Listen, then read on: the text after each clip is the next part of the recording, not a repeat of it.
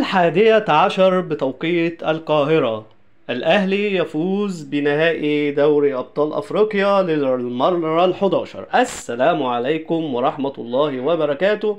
أهلا وسهلا بكم في الملخص الكروي. لو انت لسه جديد معانا ما تنساش تشترك في القناة، وكمان أيضا تفعل زر الجرس علشان يوصلك كل جديد أول بأول.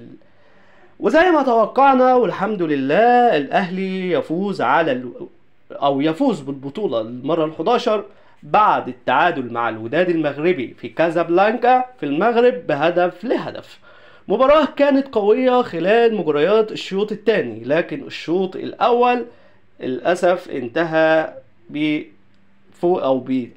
إحراز الوداد بهدف، ولكن الأهلي يعود في الشوط الثاني بإحرازه هدف عن طريق محمد عبد المنعم بهدف كربون من علي معلول، ضربة ركنية بيسددها محمد عبد المنعم برأسه ليحرز هدف التعادل، الهدف الذي أهدى البطولة للنادي الأهلي. ورسميا الأهلي الآن يتأهل إلى نهائي أو إلى بطولة كأس العالم للأندية في السعودية برفقة النادي اللندني مانشستر سيتي.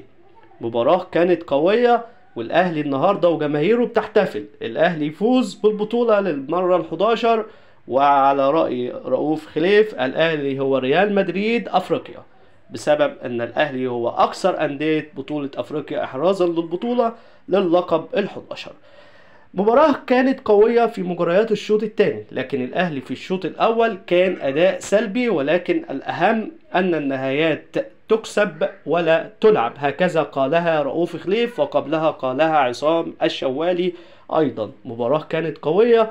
ألف مليون مبروك لجماهير الأهلي، وهارد لك لجماهير الوداد المغربي. تابعونا وما تنساش تعمل لنا اشتراك في القناة.